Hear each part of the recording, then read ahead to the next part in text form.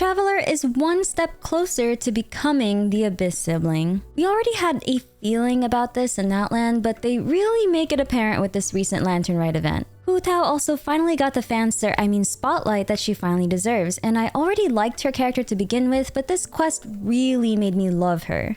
In my opinion, she has some of the best character writing and backstory in the game, but this event really just reinforced that opinion.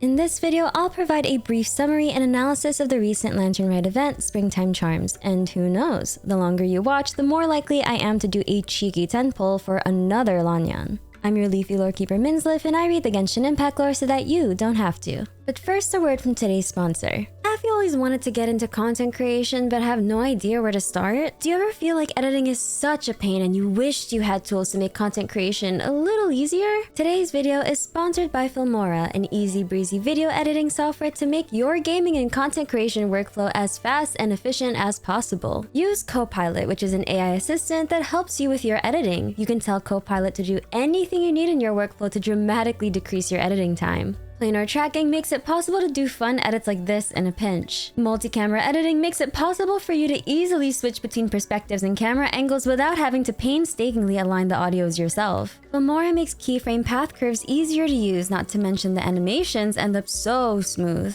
And the AI face mosaic for you vloggers out there who want to censor and protect the privacy of people who may have gotten into your shot. Other features include a really useful sound effects bank and speed ramping and motion tracking, which makes your gameplay action edits so much easier. Filmora makes it easy for you to bring your creations to life, and a lot of these features are already available to you for free. Use the link in the description down below to download Filmora today. Thank you so much, Filmora, for sponsoring today's video. Lantern Rite, the US grandest festival, is celebrated for 5 days during the first full moon of the year. The tradition began with people releasing lanterns to guide soldiers home and help them never lose sight of themselves. Following the Archon War, the festival transformed into a way to honor those who sacrificed their lives, eventually becoming a cherished celebration of remembrance. This year's festival commemorates Taudo, the Yue god also known by the Ars Goetia name Byun. Taking the form of a tree, Taudo maintained the boundary between life and death. When the Archon War erupted, Taudo became entangled in the conflict, causing the boundary between life and death to dissolve as death crept into the realm of the living. In response, the 8 adepts united to perform a purification ritual, the Sanctification of Taudo. After their purification, the god's remains sank into the ley lines and became the eternal border between the worlds of the living and the dead. Currently, the Yue faces a grave crisis. Leakage of fetor from the realm of death has been causing severe illness among its people, including Xingqiu's great-grandfather and Timaeus, Miss Yinger's boyfriend. Lanyan had been making figurines to temporarily absorb the fetor. To resolve this crisis, Hu Tao proposes performing the Sanctification of Taudo again to seal the border between life and death. This solution, however, comes with a heavy price. The ritual requires its caster to absorb the fetor and vanish from the ley lines, taking the banished evil with them. When the 8 adepts performed this ritual thousands of years ago, they lost one of their own, the lone butterfly. Since the traveler is not tethered to the ley lines, they realize they can step in to absorb the fetor from Hu Tao, thereby saving her life during the ritual. Traveler sustains fetor damage and falls asleep for 2 whole days, but then they wake up and all's well that ends well in the Yue. I'm glad Hu Tao isn't actually dead, especially not when we got such great insight into her character. If something were to happen to her though, Shisa Zhongli would have become her successor and the 78th director of the Wangsheng Funeral Parlor. But seriously, Genshin needs to stop putting such fire character stories in limited time events, or make it so that we can at least revisit some cutscenes and dialogue. This really should have been Hu Tao's Act 2 character story, but c'est la vie. For the first time, we learn about Hu Tao's father and his connection to Wuwang Hill's scary reputation. About a dozen years ago, during a border incident at Wuwang Hill, he attempted to use the art of Homa to burn away fetor. However, he made a fatal mistake and was exposed to an incredible amount of fetor, dying instantly. The consequences of his error were devastating. Not only did it claim his life, but it also destroyed most of the village and permanently transformed Wuwang Hill. Hu Tao doesn't hate her father, but she recognizes that despite his talents, his failure proved him unfit to be a true director of the Wangsheng Funeral Parlor. In this line of work, they must live in life and die in death, meaning they can't maintain mortal attachments in the face of death. Her father's love and attachments to the mortal realm cost him not only his own life, but also the lives of many others in Wuwang Hill. When Hu Tao speaks critically of her father, she's simply living her truth, exactly what he would have wanted for her.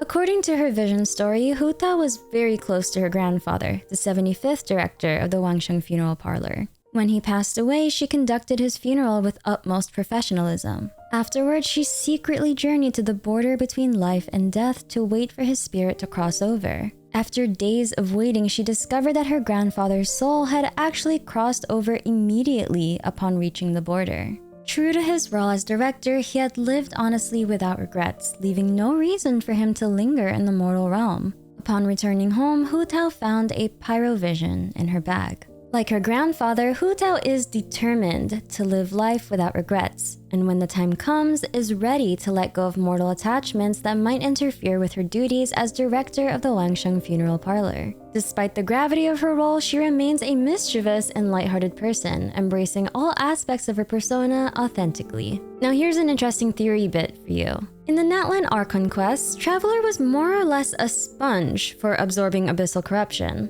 The feeder that Li Yue just had to deal with isn't abyssal corruption. It's more energy associated with death, but Traveler is still able to absorb it.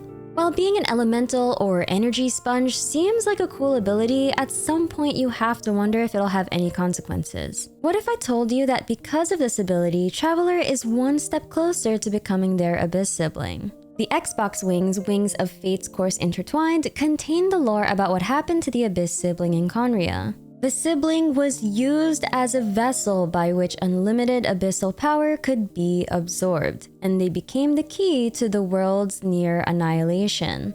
The more energy or elemental power the traveler absorbs, perhaps the closer they'll get to understanding the true meaning of their journey, a revelation their sibling seems to have already reached. Just some food for thought. Now let's circle back to the 8 Adepts from Tao Dou's story. The 8 Adepts were a group who lived in Liyue during the Archon War. Though they're not considered true Adepti, they possess similar abilities. Together, they subdued the god Tao Dou when the boundary between life and death was disrupted. Tao Dou's Ars Goetia name is Bune, which is so fitting because Bune is a demon who possessed the power to move corpses from their burial sites and grant wishes without malice. Using the 7 and 8 gates method, they succeeded, but at the cost of one member's life, the lone butterfly of the Crimson Flame. The 8 gates refer to 8 nodes in Liyue's ley lines, which can be used to direct the ley line's energy. Some of these gates are associated with misfortune, such as the gates of fright, injury, and death, while others are considered auspicious, like the Gate of Life.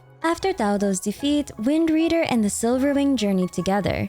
Windreader's legacy lives on through his descendants, the Lan clan of Chenyu Vale, who still practice his Chiman arts and revere the Silverwing, a silver sparrow, as their sacred symbol. Meanwhile, the gold-eyed Celadon mare roamed the Qingsa Mountains in her white horse form. The moonlit bamboo forests paint her as proud yet kind-hearted, telling of how she saved a young Liyue boy. These stories also mark the first mention of the 3 Moon Sisters, Arya, Sonnet, and Canaan, ancient gods of Teyvat. Little is known about the 2 sages of Lianshan, who practiced their secret arts and lived in seclusion. They hid in the hidden palace of Lianshan Formula. The Yunlai angler's distinctive rod-wielding techniques are thought to be the foundation of Yunlai swordmanship, a fighting style still used today by Keqing and Qiqi. Some say the mysterious and super strong fisherman Jiang Shui from the Liyue Commission might be the Yunlai angler. Since the English translation refers to the Yunlai angler as she, Jiang Shui could either be a form she has chosen to take or perhaps her descendant. Old man Wuwang, who deeply admired the lone butterfly, assumed her responsibilities after her death. He trained the founders of the Wangsheng Funeral Parlor in her techniques, passing down the sacred duty of guarding the boundary between life and death. He also shared his expertise in Qi Huang sigils, powerful tools that could capture demons, cure illnesses, and shield lives from death's encroaching presence. During the Lantern Rite Festival, Tagnari and Sino make brief appearances. Chiori, who designed Hu Tao's and Xiangling's new outfits, is also present. The Tui agents Vlad and Nadia are still in a relationship, and that makes me so happy to see they still celebrate Lantern Rite together. Something better not happen to either of them, I swear. If you enjoyed this video, please leave a like and subscribe, and I'll see you on the next video. Thank you so much again, Filmora, for sponsoring today's video. I'm your Leafy Lore Keeper Minsliff, and I read the Genshin Impact lore so that you don't have to.